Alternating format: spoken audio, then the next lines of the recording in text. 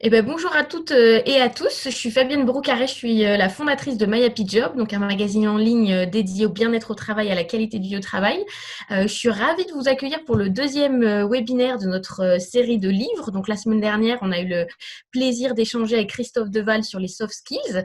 Le webinaire est désormais disponible en replay, donc n'hésitez pas. Et aujourd'hui, on va parler management et on va manager avec plaisir grâce à Franck Pagny. Bonjour Franck. Bonjour. Alors, pour vous expliquer un petit peu comment va se passer l'heure qu'on va passer ensemble, on va profiter de ce webinaire pour vous présenter un petit peu plus nos nouveaux bébés, les 4 premiers ouvrages de la collection My Happy Job. Donc, Franck a écrit un livre qui s'appelle Vivement lundi pour justement manager avec plaisir. Donc, tout un programme dont on aura l'occasion de parler pendant une heure. Il y a 3 autres livres qui sont sortis en même temps. Donc, le livre de Christophe Deval sur les soft skills, le livre de Catherine Bory qui s'appelle Zen et en forme, et enfin le livre de Diane Ballona-Roland sur le slow working. Et on aura l'occasion d'échanger avec elle la semaine prochaine lors de 2 webinaires dédiés à leur livre. Donc là, l'heure va se passer en plusieurs parties. On va déjà avoir la chance que Franck nous fasse une présentation un petit peu à la fois du livre, mais aussi de concrètement qu'est-ce que ça veut dire manager avec plaisir, quels sont un petit peu les leviers du plaisir au travail. Et ensuite, on va aussi répondre à vos questions parce que l'idée, c'est vraiment d'être dans un webinaire interactif et avec le plus d'échanges possible. Donc, pendant que Franck parle, je vous invite à poser vos questions via le chat. Pour ceux qui ne savent pas, c'est dans l'onglet Converser en bas de votre écran. Et du coup, vous pouvez poser vos questions, soit ne les envoyer, vous voyez en bas, il y a envoyer à, donc que aux conférenciers, soit à tous les conférenciers et à tous les participants. Et si vous les envoyez à tout le monde, ce qui est sympa, c'est que tout le monde peut aussi échanger via le chat et apporter son témoignage. Donc, le partage d'expérience entre pairs peut aussi être très, très intéressant. Donc, n'hésitez pas à vous servir du chat. Moi, je note les questions et comme ça, quand Franck a fini sa présentation qui va durer à peu près 20 minutes, on aura le temps ensuite d'échanger et puis jusqu'à la fin, jusqu'à 2h30, n'hésitez pas à nous poser vos questions.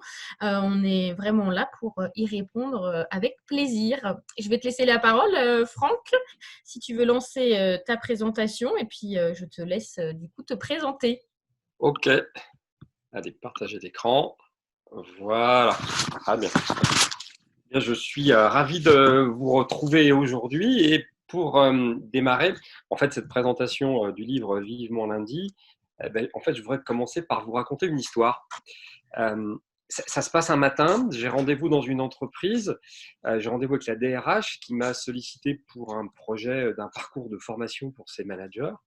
Et donc, je me présente dans cette entreprise, j'arrive, je me présente à l'accueil. Ensuite, je me dirige vers les ascenseurs et là, je vois 2 managers qui arrivent en costume cravate et l'un met sa main sur l'épaule de l'autre et lui demande: mais comment vas-tu aujourd'hui? Et l'autre lui répond: comme un lundi. Et l'autre lui répond: oui, je sais, allez, bon courage. Et ce jour-là, j'ai eu le déclic de me dire: mais ce n'est pas possible que dans des entreprises, il soit nécessaire d'avoir du courage, que le lundi soit la pire journée de toutes. Et j'ai eu l'idée de créer Vivement lundi. On était en 2012. Et ce jour-là, je n'imaginais peut-être pas que quelques années après, j'allais rencontrer Fabienne, qui a été un élément accélérateur pour justement rédiger un livre qui s'appelle Vivement lundi, 10 séances d'auto-coaching pour manager avec plaisir. J'en profite pour dire que ce livre est préfacé par quelqu'un que j'admire particulièrement, Emery Jacquia. Pour ceux qui le connaissent, en fait, c'est le PDG de la CAMIF. Il a repris la CAMIF, une entreprise qui est à mission. Et c'est quelqu'un qui a une vue vraiment particulière sur le mode de management, sur la reprise d'entreprise. Et c'est très intéressant. Je le remercie pour avoir rédigé ce préambule de ce livre. Alors, en fait, j'ai écrit ce livre, je le disais, parce que j'en avais marre d'entendre «ça va comme un lundi». Peut-être même qu'il est probable que moi, quand j'étais manager, je l'ai prononcé. Je l'ai écrit aussi parce que j'avais très envie de partager des convictions, de partager des expériences. Parce que pendant 11 années, avant d'être indépendant, j'ai été manager chez PwC, cabinet d'audit et de conseil, et encore avant, manager dans l'agroalimentaire. Et en fait, je voulais partager des convictions qu'il est tout à fait possible de créer les conditions dans les entreprises pour que les collaborateurs, justement, disent vivement lundi, j'ai envie de retourner au travail. Alors, c'est certes un peu provocateur, Mais en même temps, cette démarche repose sur une étude qui est solide que je vais vous présenter. Alors, ce sujet du plaisir au travail peut paraître paradoxal, mais il est en fait aujourd'hui tout à fait prégnant, et c'est un vrai défi que les entreprises ont à relever, de créer des conditions pour que leurs collaborateurs aient du plaisir et soient engagés. Parce que l'engagement va être éminemment indispensable pour réussir cette reprise après la crise que l'on a vécue. Alors, en même temps, dans cette période de crise, j'ai une excellente nouvelle à partager aujourd'hui avec vous. C'est qu'il existe des entreprises où les salariés disent vivement lundi, où les salariés ont réellement du plaisir au travail. Et d'ailleurs, on note que dans ces entreprises, l'absentéisme, pardon, il est beaucoup plus faible que la moyenne. On note que dans ces entreprises, ça c'était avant la crise, elles n'avaient pas trop de problèmes pour attirer des talents et quasiment aucun problème pour les retenir. Et puis, par ailleurs, les études réalisées par ces entreprises démontrent que les collaborateurs sont très engagés, et que l'engagement est réel et que l'engagement est robuste. Alors, je vais partager avec vous d'abord un résultat qui est issu de l'étude que l'on a menée auprès de 55 entreprises, des petites, des moyennes et des grandes entreprises de tout secteur, pour savoir comment elles font pour que leurs collaborateurs soient engagés et aient du plaisir au travail. Eh bien, cette étude auprès de 55 entreprises a permis de mettre en évidence une relation de cause à effet. C'est peut-être aussi effectivement parfois du bon sens. Toute organisation, quelle qu'elle soit, cherche à avoir une performance économique et sociale durable. Pas souvent trop sociale. Mais si on veut que la performance économique dure, il est absolument nécessaire qu'il y ait à côté une performance sociale. Je m'appuie là-dessus sur ce que disait le patron de BSN, le patron du MEDEF, qui en 1969, je crois, au un discours du CNPF, expliquait que l'entreprise, pour être durable, devait s'appuyer sur deux piliers, d'un côté la performance économique et de l'autre côté la performance sociale. Donc si on veut être performant, eh bien, c'est nettement plus facile si on est engagé. Avoir de la performance sans engagement, c'est peut-être un peu difficile. Et pour être engagé, eh bien, c'est beaucoup plus facile, on est plus engagé si on a du plaisir au travail. Donc, le plaisir génère de l'engagement qui génère de la performance. À tel point qu'il y a une loi des 4 P que je partage avec vous, c'est que le plaisir partagé précède la performance. Je le refais, le plaisir partagé précède la performance. Derrière cette approche, en fait, on a identifié des leviers du plaisir au travail. Et il y a 11 leviers qui génèrent du plaisir au travail. Et je me suis appuyé sur ces 11 leviers pour rédiger une bonne partie de ce livre, Vivement lundi. Je ne vais pas tous les passer en revue. Ça, c'est issu d'un article que j'ai publié sur LinkedIn, qui fait qu'en fait, aujourd'hui, je vais juste m'attarder sur notamment le premier levier, ce levier de la sécurité, qui n'était pas si prégnant, pas si important au préalable, avant la crise, est devenu aujourd'hui vraiment prioritaire. Et quand on parle de sécurité, on parle aussi de sécurité sanitaire et de sécurité économique. Les collaborateurs aujourd'hui ont besoin d'être rassurés sur le plan sanitaire, tout d'abord. Je n'ai pas envie d'être contaminé en venant au travail, à tel point que, je ne sais pas si vous le rencontrez, mais mes clients l'évoquent, de nombreux salariés sont victimes du syndrome de la cabane ou du syndrome du cocon, à savoir qu'ils sont bien chez eux, et ils n'ont pas forcément envie de prendre des transports en commun et d'être confrontés au virus, et pas forcément envie de retourner en entreprise. Et par ailleurs, ils se disent, en fait, je suis aussi efficace presque à la maison que si j'étais au travail, voire même plus. Le deuxième point sur la sécurité, c'est la sécurité économique. Et oui, il va se poser bientôt cette question pour certains. Est-ce que mon entreprise sera encore là dans 3, 6, 9 mois? Et est-ce que j'aurai encore une place dans cette entreprise dans quelques mois? Donc voilà les leviers du plaisir au travail. Donc la sécurité, tout d'abord, l'écoute, percevoir les signaux faibles, notamment de risques psychosociaux, la confiance et le lien social, la reconnaissance, le lâcher-prise sur le tout contrôle. Je vais présenter ce levier tout à l'heure. Le fait de donner du sens aux efforts demandés, le fait de mettre en place des rituels pour recréer du lien social est devenu véritablement essentiel aujourd'hui, parce que le lien social a été distendu, voire carrément rompu. Le fait d'être fier aussi d'avoir contribué et de contribuer au développement de son entreprise. L'équité dans les situations, c'est un levier qui est aussi maintenant très, très, très important et qui devient très délicat, puisque certains sont dans des situations difficiles d'inéquité. Chômage partiel d'un côté, télétravail de l'autre. On retrouve même d'ailleurs une scission historique des cols blancs et des cols bleus ici. Je pense qu'il faut être aussi vigilant à l'équilibre entre la vie privée et la vie pro. On va en reparler tout à l'heure. Et puis les conditions matérielles, et là pour le coup, ce sont les conditions de connexion qui doivent être favorables.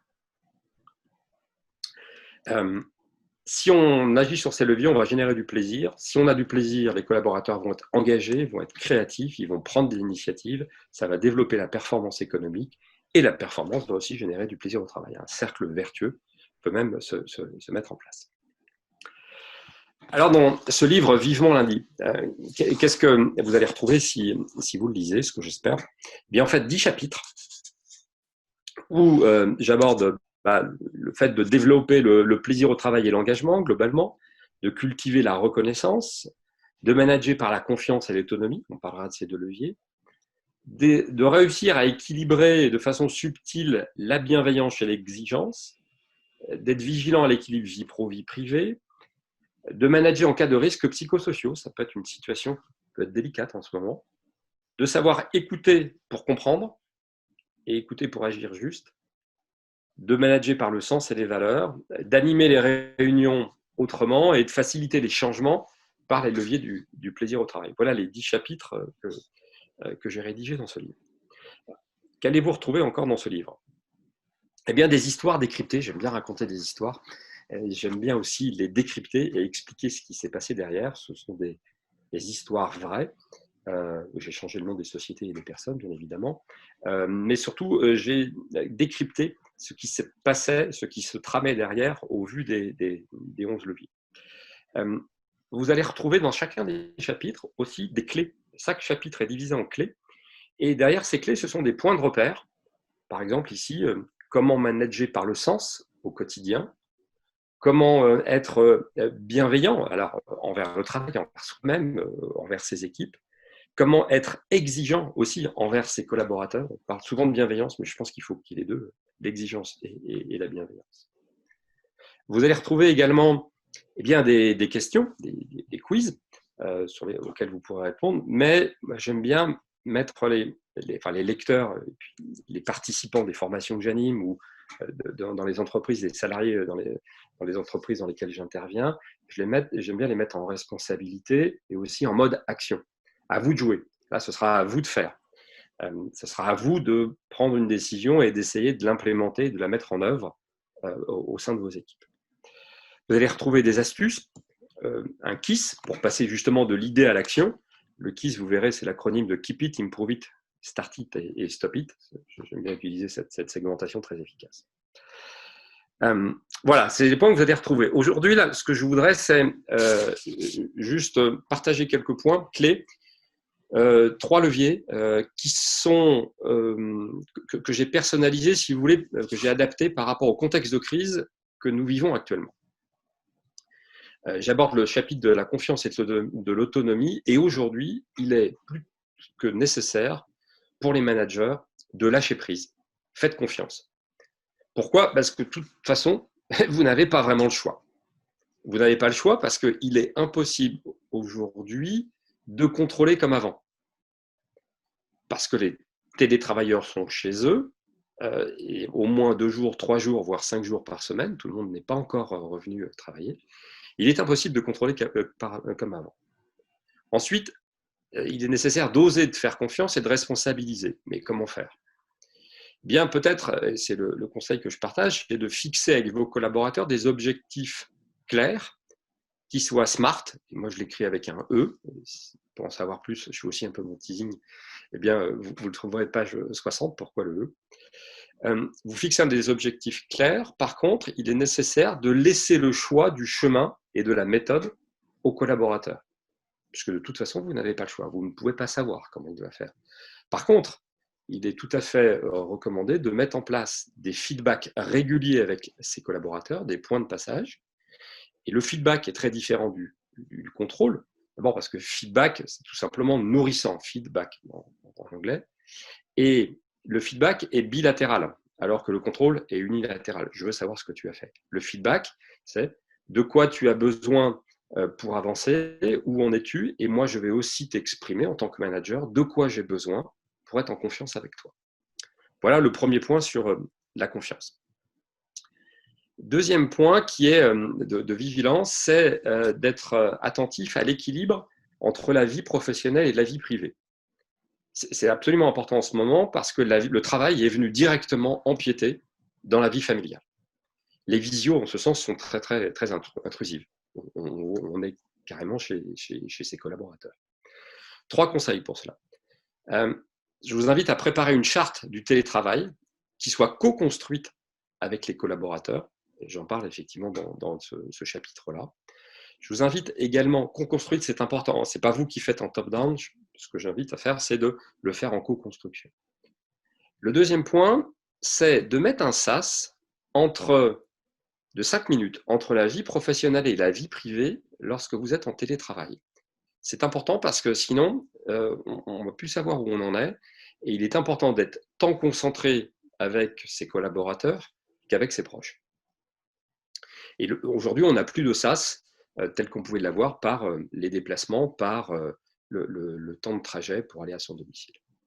Le troisième point, c'est peut-être de profiter de ces semaines encore pour réaliser un retour d'expérience sur le télétravail quelque part subi, de façon à pouvoir exploiter ce retour d'expérience et préparer une nouvelle organisation avec vos collaborateurs sur un télétravail décidé et organisé cette fois-ci. Dernier point de cette présentation, c'est un levier qui est à mon sens extrêmement puissant, trop peu exploité. Une étude démontrait que 42% des salariés en France s'estimaient non reconnus ou insuffisamment reconnus par leurs collaborateurs. Et aujourd'hui, plus que jamais, les collaborateurs ont besoin d'énergie. La reconnaissance, c'est comme l'énergie solaire. Il y en a partout, tout autour de nous. C'est quasiment inépuisable. Ça fait du bien. C'est propre. Et comme l'énergie solaire, la reconnaissance est sous-exploitée. Je pense que c'est le moment de surexploiter cette énergie. C'est le moment d'abuser de la reconnaissance de vos collaborateurs, de vos équipes. Mais peut-être pas sur les résultats, parce qu'ils viendront plus tard, mais la reconnaissance peut porter sur les efforts réalisés, sur les progrès, sur les adaptations qu'ils ont su faire, sur les réalisations et également sur les compétences. La reconnaissance est une source formidable d'énergie et vous pouvez très bien reconnaître vos collaborateurs, alors soit en tête-à-tête pour certains, soit en public pour d'autres, en fonction de leur profil. Mais la reconnaissance, pour moi, doit être quotidienne. C'est un mot sympathique, une reconnaissance, une main sur l'épaule virtuelle ou physique, pour dire, écoute, merci pour le job, merci aussi pour avoir été là, merci pour ta présence et pour le fait peut-être d'avoir fait un effort et d'avoir su t'adapter aux conditions difficiles. Et puis peut-être même aller plus loin pour une plus grande reconnaissance, une célébration globale des résultats que l'on a obtenus, collectifs. Je pense que c'est particulièrement important en ce moment. Et ce n'est pas une dépense, c'est un investissement pour développer le lien social chez vos collaborateurs, pour développer leur engagement et leur montrer que quand on s'engage et qu'on a des résultats, eh bien l'entreprise sait les reconnaître. Voilà, j'ai partagé trois leviers avec vous. Il y en a d'autres qui sont exprimés dans ce livre avec des conseils, des astuces pratiques, des trucs que vous pouvez mettre en place. En quelques mots, moi j'anime effectivement des ateliers en entreprise. J'anime des formations en combo learning, c'est une nouvelle approche de formation qui combine des formations en webinaire, mais également des accompagnements individuels, des partages d'expériences collectifs, des invités à des webinaires qui donnent d'excellents résultats parce qu'on travaille véritablement sur mesure en combinant collectif et individuel. On réalise des diagnostics et des baromètres sociaux. Et j'adore animer des séminaires collectifs. Et pour le coup, j'ai dû m'adapter puisque ces séminaires collectifs qui étaient en physique sont devenus maintenant digitaux, notamment sur Zoom. N'oubliez pas que cette loi des 4 P est réelle et très solide. Le plaisir partagé précède la performance. Merci à vous. Maintenant, je serai ravi de répondre à toutes vos questions et toutes vos remarques. Fabienne, on ne t'entend pas. Il faut remettre ton micro. Super. Non, Fabienne? Ah, ça y est, c'est bon. C'est bon? Voilà, Ouais, je m'étais mis en silencieux pour que tout le monde puisse t'entendre pleinement. On a déjà, merci pour ta présentation, on a déjà pas mal de questions sur la reconnaissance et notamment 2 questions un petit peu sur les effets pervers, entre guillemets, d'un excès de reconnaissance ou alors de la reconnaissance un peu, je dirais, fictive, c'est-à-dire le merci qui n'est au final suivi d'aucun acte. oui. Donc, comment faire justement que la reconnaissance ne soit pas juste un mot envoyé et puis qu'au final, ça ne change rien à la semaine des collaborateurs? Alors d'abord, je pense qu'il y a un point qu'il faut démystifier, je l'évoque dans le livre, c'est de dire en fait, si je vais reconnaître les collaborateurs, ils vont attendre à avoir une rémunération supplémentaire. Non, pas du tout. En fait, quand on pose la question aux collaborateurs, ils veulent déjà tout simplement qu'on leur dise merci pour le job et puis simplement d'avoir un feedback et un signal comme quoi mon manager a bien vu que j'ai bien travaillé, que j'ai bien fait le job. Par contre, la reconnaissance doit être sincère. On ne va pas reconnaître quelqu'un qui n'a pas bien fait son travail, elle doit être sincère, reposer sur des faits, sur des éléments observables, peut-être pas forcément tout de suite sur des résultats mesurables, mais sur des éléments observables, un comportement, une attitude, une action, le fait d'avoir géré un projet, d'avoir su répondre à quelqu'un avec les mots appropriés, par exemple. Et puis, elle doit être assez rapide, c'est-à-dire qu'on ne va pas reconnaître 2 mois après d'une action qui s'est déroulée en mars. La reconnaissance, elle est essentiellement gratuite. C'est je te reconnais, je te dis que j'ai bien vu que toi, tu as bien fait ton travail. Voilà la réponse que je peux apporter à cette question. Et on te demande aussi, par rapport au management à distance, en ce moment, comment reconnaître ses équipes quand on est à distance? Est-ce que ça passe par l'envoi d'un mail, un coup de téléphone? Comment on peut s'adapter pour continuer à apporter cette reconnaissance à ses équipes? Là, l'idée, elle est peut-être d'avoir des moments spécifiques de reconnaissance et de célébration des résultats ou des efforts. Et peut-être qu'il est possible d'avoir dans la semaine, avec ses équipes en télétravail, alors ça peut être le vendredi ou le lundi, peu importe, ça peut être de se retrouver, de dire voilà, voilà ce qui s'est passé la semaine dernière. Et mon manager, eh bien, je voulais aujourd'hui remercier Fabienne pour avoir su organiser de main de maître ce webinaire. Je voulais remercier aussi Caroline Achou qui a su gérer et inviter l'ensemble des participants. Et je tiens à vous dire merci. Voilà, ça peut être ce simple geste-là de feedback qui peut être réalisé en visio. Une trace est aussi intéressante et ça peut se faire par un mail en disant écoute, merci pour le job, je sais ce que tu as fait, je suis au courant du challenge que tu as relevé, du défi et des difficultés que tu as rencontrées. Sache que j'ai bien noté ce que tu avais fait. Et toujours par rapport, au télétravail actuel, tu as parlé d'avoir un sas pour, gérer, je dirais bien équilibrer vie pro, vie perso. Le sas, on l'a facilement quand on est au travail, pardon, au bureau avec les transports, on a notre demi-heure ou notre heure. Comment est-ce que tu aurais des exemples de sas quand on est en télétravail? Qu'est-ce qu'on peut faire pour, décompresser, pendant ces 5-10 minutes pour, pas enchaîner vie pro et vie perso? Ça nécessite déjà effectivement d'avoir une certaine discipline, de se dire tiens, je viens de quitter une conversation téléphonique professionnelle, je ne vais pas me lever immédiatement pour aller rejoindre ma famille qui est à côté pour gérer un problème ou tout simplement les rejoindre et discuter avec eux. Je prends le temps, je peux noter 2-3 idées sur une to-do list, je prends le temps de me poser, qu'est-ce qui s'est passé? Ok, je souffle un peu, je peux me divertir 2 minutes, mais pour véritablement avoir une césure entre les deux, parce que sinon, quand vous allez rejoindre votre famille, eh bien, vous n'allez pas être pleinement présent. Vous allez être encore à dire, mais attends, je lui ai envoyé ce mail-là, il m'a dit que, mais je dois penser à ça. Et puis, vous dire, votre femme ou vos enfants ou votre compagnon va vous parler, vous allez le quitter, non, non, attends, j'ai oublié un truc, et vous allez y retourner. Et là, ça va devenir intolérable. C'est vrai aussi à l'inverse. C'est-à-dire que vous quittez votre vie privée et vous dites, tiens, attends, j'ai une visio, il faut que j'y aille tout de suite, je me connecte, vous avez en tête le petit dernier qui ne va pas très très bien, vous n'êtes pas pleinement présent. Donc, il est nécessaire de se connecter ou de revenir au travail et au bureau, si, comme moi, vous en avez un, vous avez la chance d'en avoir un, c'est confortable, se poser, de se dire, je souffle 2 minutes, je réfléchis, je note peut-être 2-3 idées. Moi, c'est ce que j'ai toujours une feuille de papier ici, je note 2-3 idées qui me permettent de me poser et d'être pleinement présent à 100%, soit pour le travail, soit pour la vie familiale. Et je vous partage l'idée de Christine, et je suis tout à fait d'accord avec elle, l'importance de mettre en place un mini rituel, par exemple l'extinction de son PC, on s'étire, on respire. Ça peut être aussi, on ferme le bureau, symboliquement, on ferme la porte. Si vous avez testé, par exemple, la méditation, prenez votre application type Petit Bambou, 10 minutes, c'est très bien aussi. Donc, voyez un petit peu un rituel voilà, qui peut vous faire du bien, et puis en effet, vous apporter cette respiration entre ces deux vies, et ça fera du bien. On a une question de Nathalie qui est très intéressante. Suite à cette crise du Covid et à l'ampleur du télétravail, on parle beaucoup des risques de burn-out, de la montée des risques psychosociaux. Comment le manager peut être à l'écoute de ses collaborateurs pour aussi prendre soin d'eux et savoir comment ils vont, savoir s'il y en a qui sont peut-être en début de burn-out? Alors, les retours que j'ai de mes clients me font dire que, d'abord, de nombreux collaborateurs et encore plus de managers sont, alors je reprends le mot que j'ai en tête d'un client tout à l'heure qui me dit « je suis cramé, je suis cramé, je suis épuisé ».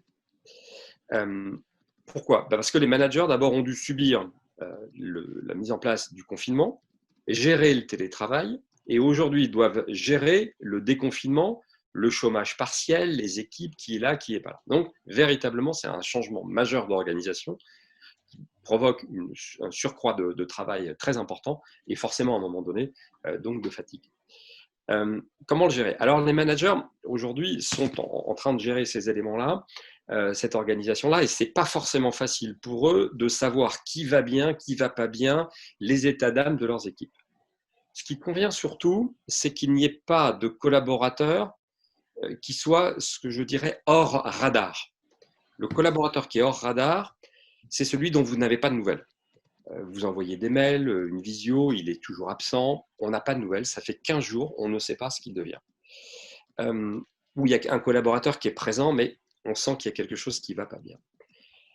D'abord, c'est essentiellement aux managers. D'abord, effectivement, le rôle des managers est essentiel, d'être à l'écoute, en proximité, et peut-être d'avoir au moins une fois par semaine un entretien en tête-à-tête avec chacun des collaborateurs. 10-15 minutes.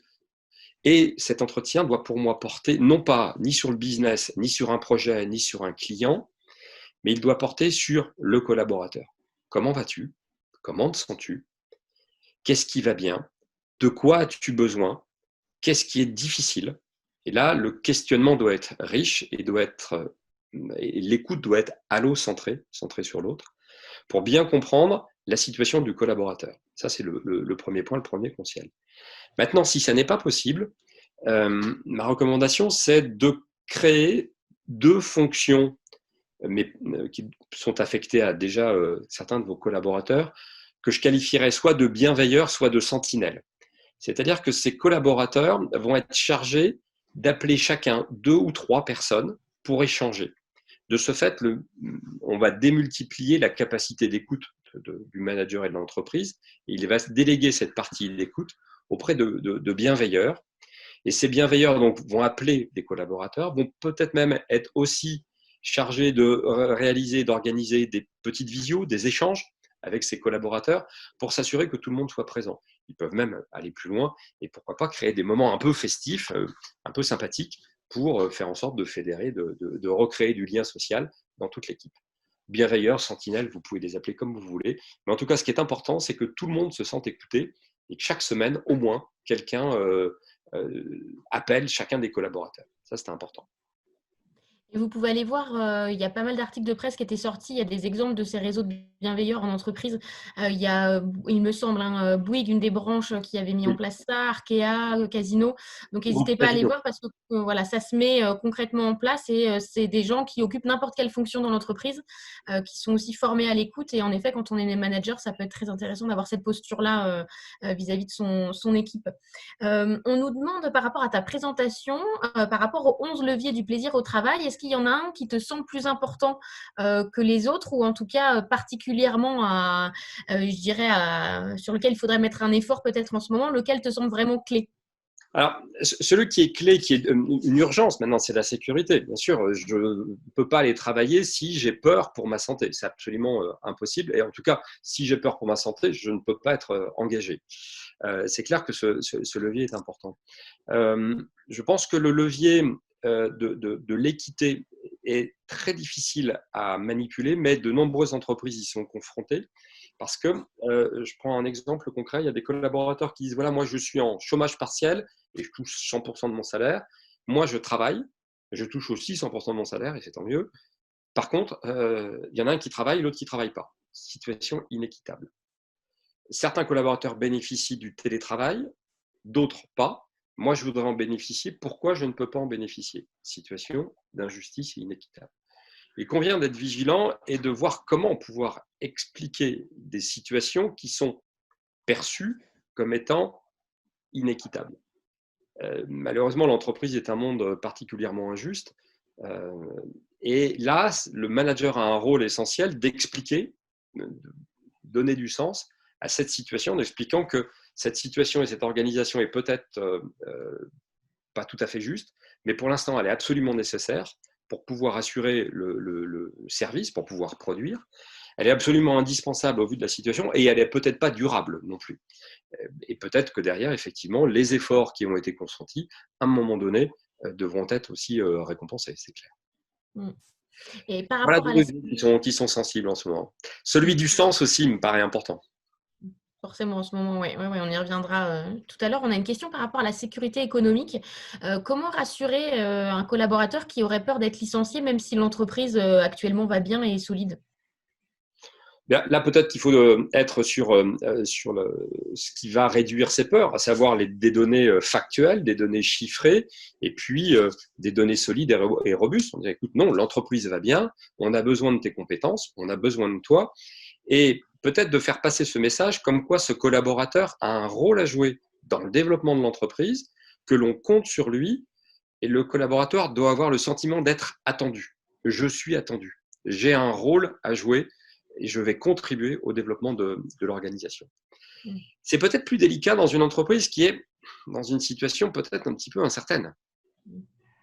Là, c'est plus difficile. Comment rassurer quand on sait que l'entreprise ne va pas très bien?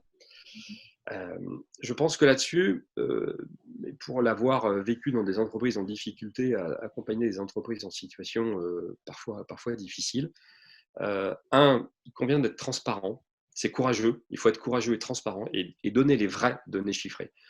Il faut miser sur l'intelligence des collaborateurs, ne pas faire de fausses promesses et dire que tout ira bien. Ça tient 2 secondes, ça ne marche pas et le contre-coup est terrible. Et expliquer peut-être qu'il y aura des décisions difficiles à prendre, mais qu'à un moment donné, on a besoin aujourd'hui, puis si on veut s'en sortir et si on veut avoir une performance économique, on a besoin de l'engagement, mais de l'engagement de touche et d'un engagement solidaire. J'entends par là le fait que, et on le voit souvent dans les entreprises, il y a une tension entre le marketing et les ventes, il y a une tension entre les RH et les finances, ou avec le bureau d'études, par exemple. Il y a des tensions entre 2 services. Peut-être que plus qu'à n'importe quel autre moment, il est nécessaire d'aller au-delà des tensions issues du passé et d'être solidaire entre services. Moi, j'ai vu souvent dans les diagnostics que je Tu fais, dois avoir un problème de on est connexion. solidaire dans le service, Alors, mais entre services, ah non, c'est entre les 2 services, c'est la guerre. Je pense qu'il faut aller au-delà de ces tensions historiques. C'est le moment. L'engagement solidaire. par rapport à la notion de confiance, quel serait ton conseil quand on est face à des managers un peu ancienne génération qui sont très dans le contrôle?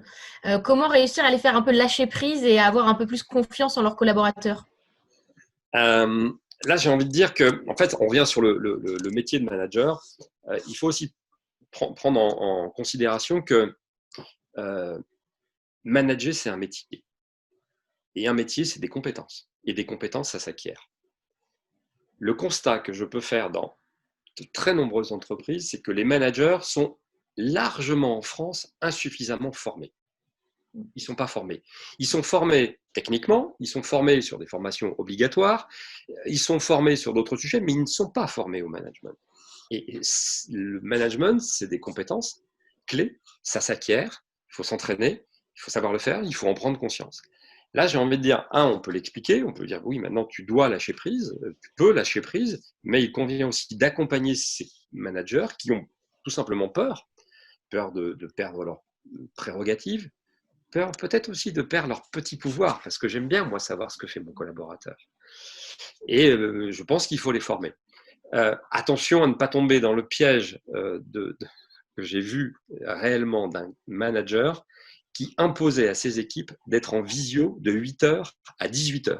Moi, je veux savoir ce que vous faites et je vais aller vous contrôler. Quelle horreur. Là, ça devient absolument, absolument terrible. Je pense que ce manager a besoin d'être accompagné aussi sur le plan personnel. Ouais. Et du coup, on a des questions par rapport à différents types de management. Est-ce que tu aurais un mot pour le management transversal? C'est-à-dire que je ne vais pas être manager d'une équipe à proprement parler, par contre, je vais gérer des projets. Du coup, est-ce que la posture est différente? Quels seraient tes conseils pour ces managers-là? Alors, le management de projet est effectivement particulier parce que, je manage une équipe dont je ne suis pas, entre guillemets, le chef sur le plan organisationnel. Par contre, je dois délivrer un résultat, on doit mener le projet à bien et je les manage pendant un temps donné. Et c'est extrêmement difficile. C'est plus difficile de manager une équipe transversale que de manager une équipe dont on peut décider des congés payés, des augmentations, dont on réalise également les évaluations annuelles. Pour autant, je pense qu'on peut appliquer les mêmes leviers de management. Peut-être que le principal là dans ces situations d'un management transversal sur un projet, c'est de s'appuyer sur le sens, de donner du sens, et ce serait mon conseil, et je l'aborde notamment dans le premier chapitre, de manager par le sens, mais aussi par les valeurs. Manager par le sens et les valeurs. C'est-à-dire de donner du sens à ce projet. Quelle est la vision partagée que nous avons sur ce projet? Nous serons contents sur ce projet tous ensemble avec mon équipe si nous arrivons à faire quoi? Ensuite, de définir sur ce projet et avec cette équipe des valeurs propres. Voilà les valeurs qui vont nous animer tout au long de ce projet qui peut durer 1 mois, 3 mois, 6 mois, 18 mois. Eh bien, moi, je serai attentif à ces valeurs-là et le manager de projet peut co-construire avec son équipe ces valeurs qui sont ponctuelles et qui sont limitées à l'équipe projet. Très bien. Et alors, pour un type de management plus classique, comment concilier le plus sereinement possible les attentes et l'attitude que tu as vis-à-vis de ton équipe et les demandes que te fait ton N+1 ou ton N+2? Comment réussir à concilier des impératifs qui sont peut-être des fois différents entre ce que va te demander ton propre chef et toi, ton attitude vis-à-vis de ton équipe? Eh bien là, en fait, ce qui va être difficile, c'est que le manager se retrouve un peu entre le marteau et l'enclume, je dirais. D'un côté, mes collaborateurs me font des demandes que je peux estimer tout à fait légitimes et sensées. De l'autre côté, mon management, mon N+2, me dit non, ou pas tout de suite. Je pense que là, il est nécessaire de manager son manager. Ça, c'est pas forcément très, très simple. C'est un point que j'aborde dans ce livre aussi, c'est être exigeant envers son manager. Je pense que plus on est exigeant envers son manager, plus on est bienveillant envers soi-même. Effectivement, il s'agit de ne pas accepter n'importe quoi et aussi de poser votre manager. Alors, ce n'est pas forcément simple, c'est facile à dire, mais ce n'est pas forcément simple. Dire, voilà, si tu veux que je mène à bien mes missions, moi, j'ai besoin d'avoir des avancées sur tel et tel point. Voilà, moi, les besoins que j'estime nécessaires. Voilà, moi, la confiance que je veux établir avec mes collaborateurs et j'ai besoin pour cela de ça. Il est nécessaire d'avoir une certaine latitude, une certaine marge de manœuvre, d'autonomie pour pouvoir justement manager son équipe. Tout à fait. Être exigeant vers son manager et être, par exemple, très concrètement, c'est ne pas accepter n'importe quel objectif, ne pas accepter de travailler dans le flou. Alors, ça nécessite du courage managérial, clairement. C'est-à-dire, non, de dire à son boss, non, je ne suis pas d'accord, je ne suis pas prêt à travailler dans ces conditions-là. Pour mener ma mission, j'ai besoin de ça, ça et ça. On va peut-être bousculer notre manager, mais peut-être que c'est pour le bien de l'entreprise et pour le bien de l'équipe. Tu C'est pas parlais tout simple, à l'heure. c'est pas facile, hein. Oui. C'est forcément toujours évident, c'est clair. Et par rapport justement à l'équilibre entre bienveillance et exigence, est-ce que tu aurais un ou deux conseils pour trouver cet équilibre qui n'est pas forcément facile à trouver? Oui, on parle souvent de management bienveillant, on parle beaucoup de bienveillance. Oui, il faut de la bienveillance, de la bienveillance. Oui, c'est vrai. Mais il faut aussi de l'exigence. Et je pense qu'il faut trouver le bon équilibre entre les deux. C'est ce que j'appelle l'émulation. C'est l'équilibre entre le fait de dire, voilà, à chaque fois que je mets un cran supplémentaire d'exigence, je dois mettre un cran supplémentaire de bienveillance. Alors, comment trouver le bon équilibre entre les deux? Peut-être, tout simplement, déjà en se mettant à la place de l'autre, et se dire, mais si j'étais à sa place, face à cette demande, cette exigence que j'ai, quelle preuve de bienveillance j'accepterais et quelle preuve de bienveillance ferait que cette exigence passerait mieux. Tout simplement, se mettre à la place de l'autre. Et puis des preuves de bienveillance, on en a énormément. On peut imaginer déjà peut-être de se mettre autour de la table et d'aller voir le point de vue de l'autre en se mettant sur son fauteuil, sur son poste de travail. D'identifier autour de lui, c'est une notion intéressante, ça, ce que j'appelle des irritants. Qu'est-ce qui fait qu'à un moment donné, il y a quelque chose qui peut irriter son job? L'irritant, c'est le caillou dans la chaussure, hein. Ça ne vous empêche pas de faire votre job, mais à la longue, ça fatigue, voire ça peut user. Et quand il y a trop d'irritants, stop, j'arrête. Donc peut-être d'essayer d'agir sur ces irritants, preuve de bienveillance, et de l'autre côté, on va pouvoir être un peu plus exigeant, mettre un cran au-dessus les objectifs, un cran au-dessus nos attentes vis-à-vis de nos collaborateurs.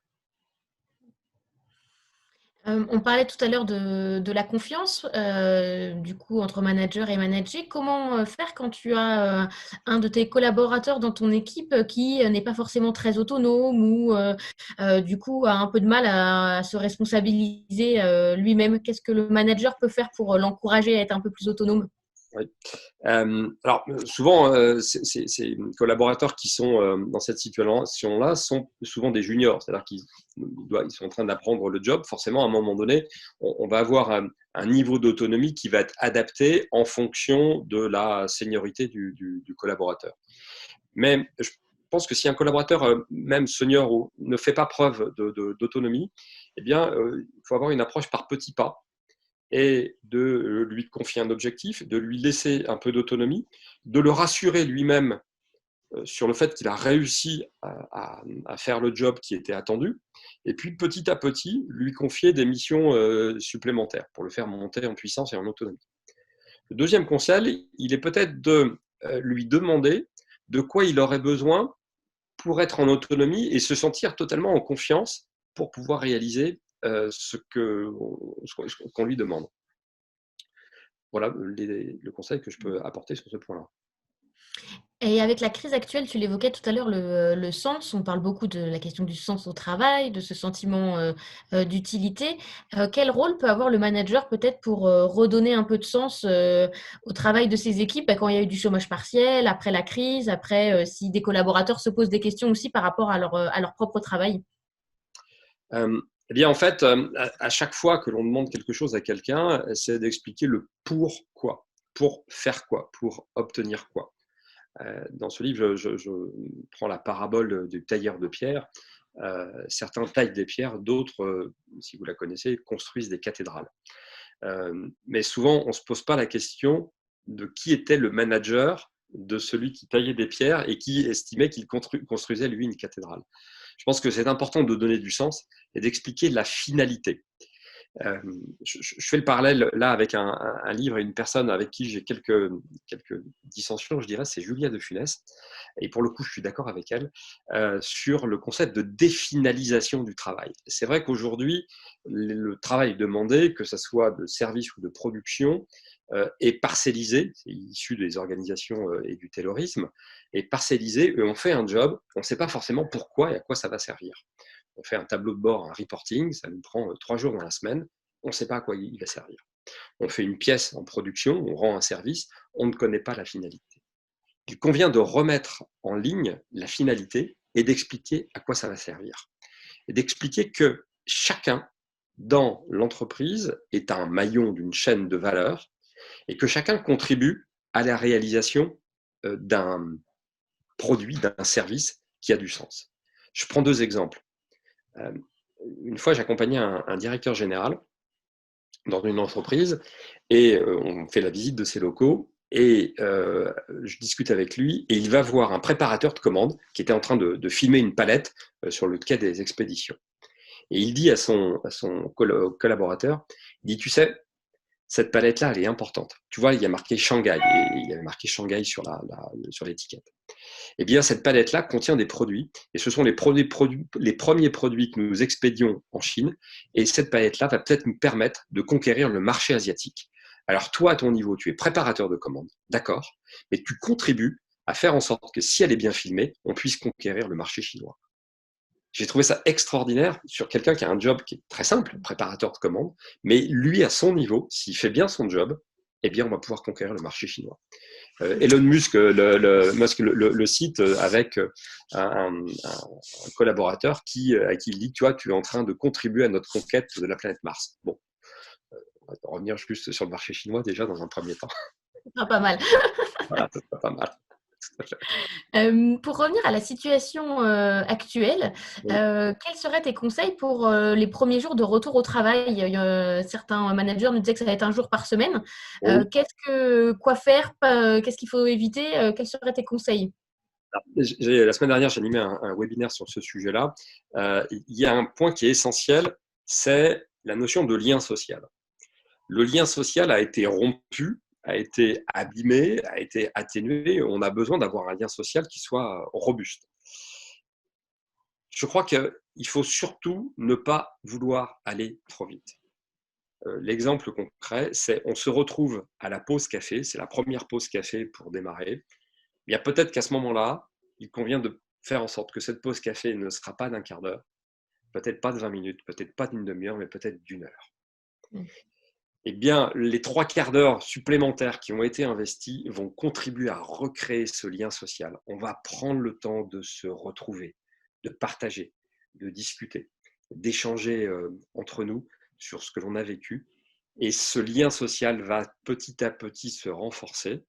Et je vous assure que le temps que vous avez investi là-dessus va se retrouver après. Alors que le piège, donc non, allez au boulot, allez trop vite, et la pause, c'est fini. Ben, vous allez créer quoi? Vous allez réduire encore plus ce lien social. Attends, je préfère être chez moi plutôt que ici. Non, ça fonctionne pas.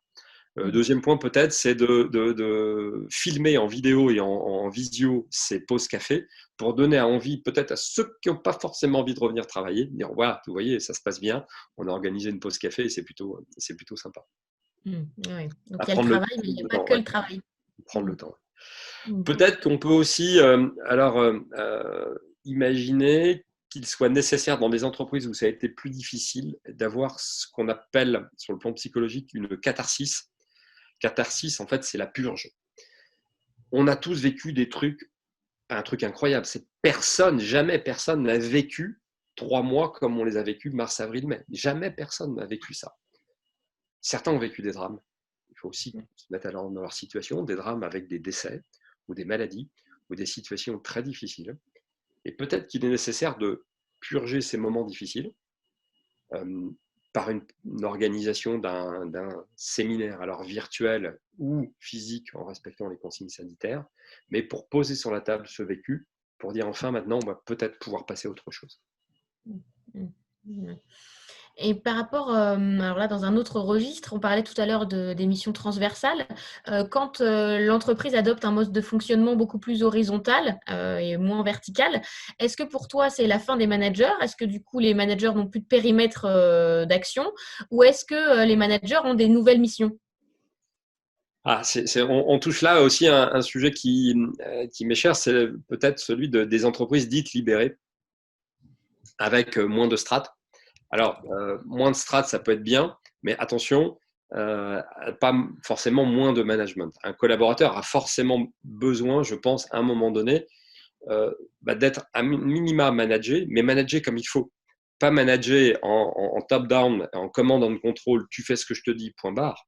Manager en étant responsabilisé, manager en étant reconnu, en étant félicité, en ayant de l'autonomie sur son périmètre. Et manager par plaisir, par le plaisir, effectivement.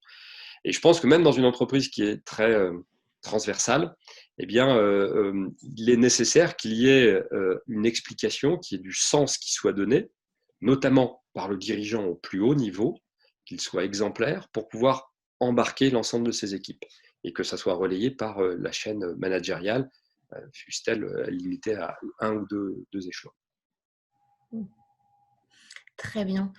Si vous avez d'autres questions, n'hésitez pas. Ah bah tiens, on en a une de Nathalie. Avez-vous des conseils sur les entretiens annuels?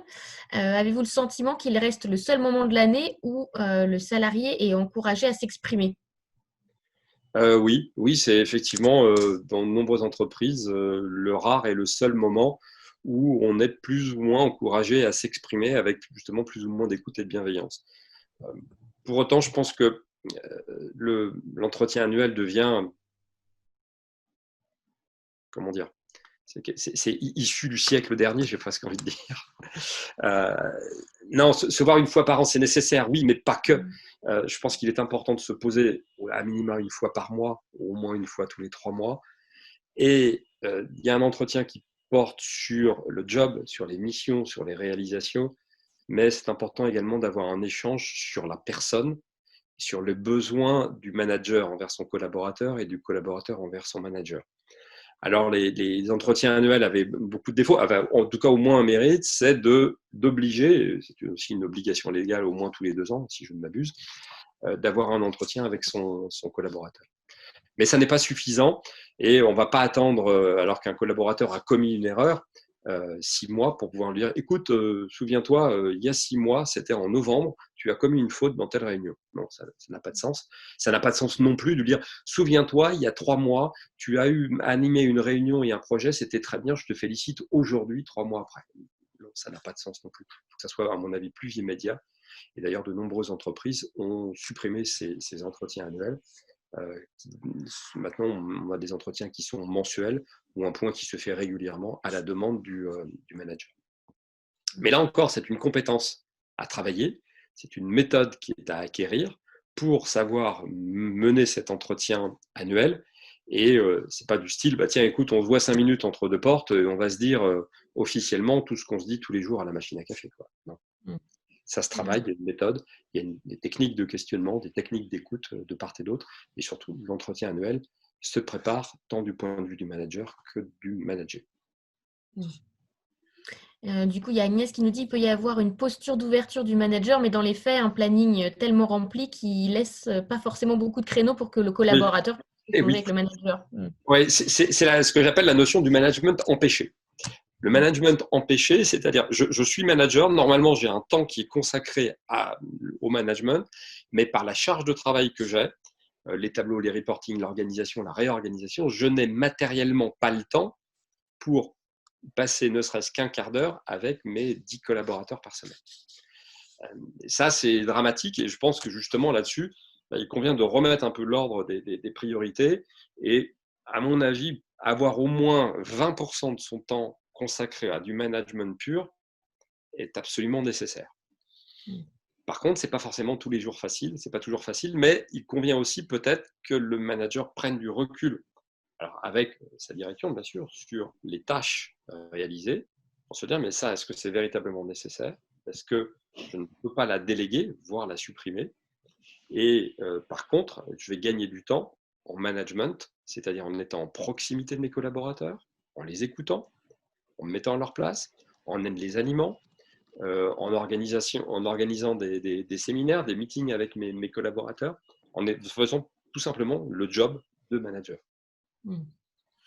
On nous dit, j'ai entendu dire qu'un bon manager devait consacrer au minimum 30% de son temps à manager. Donc, on est dans ce que tu disais. Voilà. Après, il y a la réalité du quotidien, mais… Voilà, 20%, c'est en fait un cinquième, c'est-à-dire en fait un jour par semaine. C'est en fait 7 à 8 heures de travail. Je pense que oui, allez, 20% déjà, ça serait bien.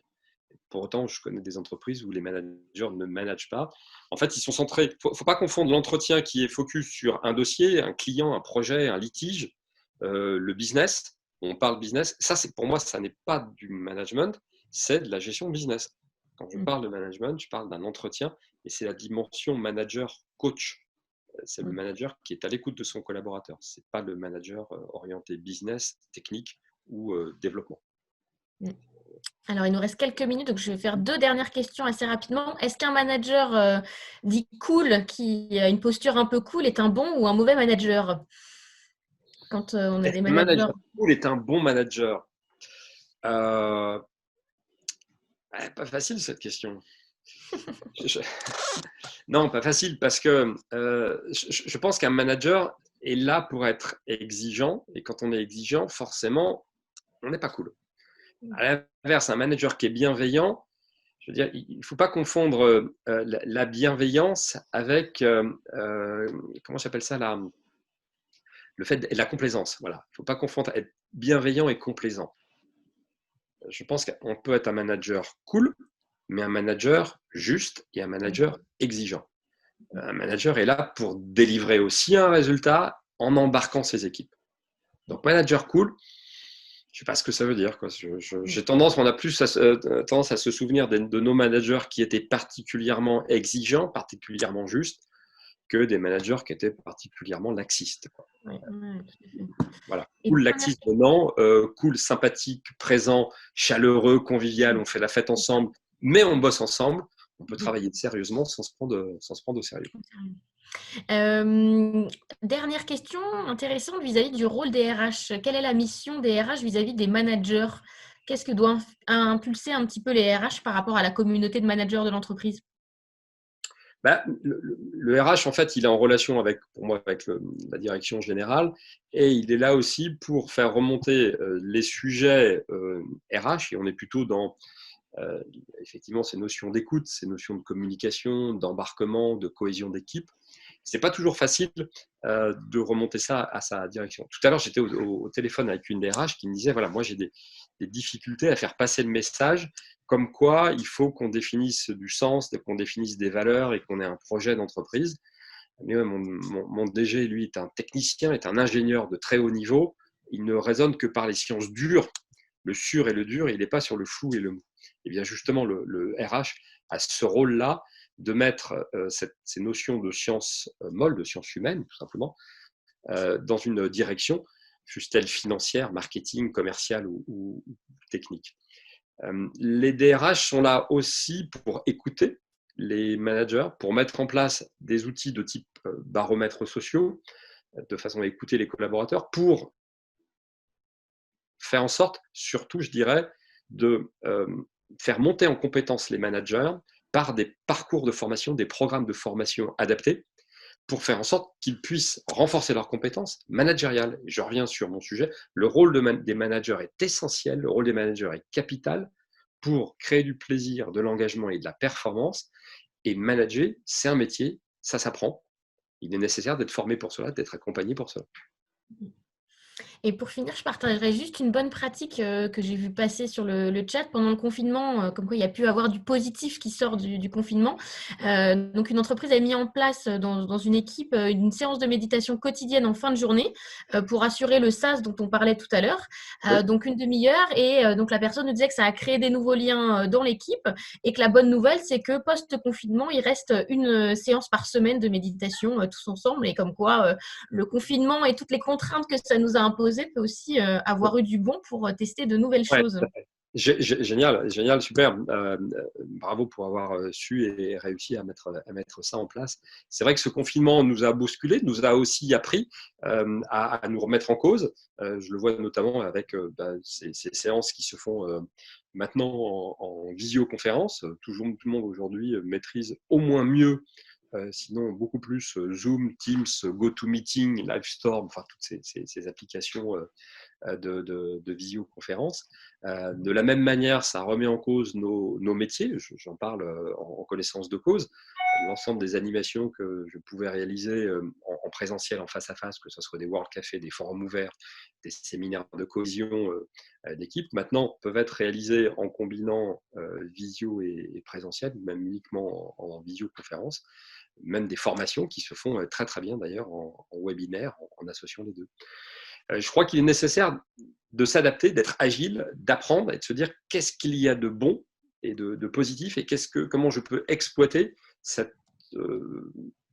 qui nous a bousculé, comment je peux l'intégrer pour peut-être ajouter une dimension digitale ou une nouvelle dimension à mon job aujourd'hui. Je crois qu'effectivement, il est nécessaire sans cesse, en tout cas, de toute façon, on n'a pas le choix de se réinventer, de travailler autrement. Et ces visios en sont le meilleur exemple. Eh ben, ce sera un super mot de la fin, se réinventer. On en a bien besoin cette année et on va se réinventer avec plaisir grâce à toi, Franck. Merci beaucoup.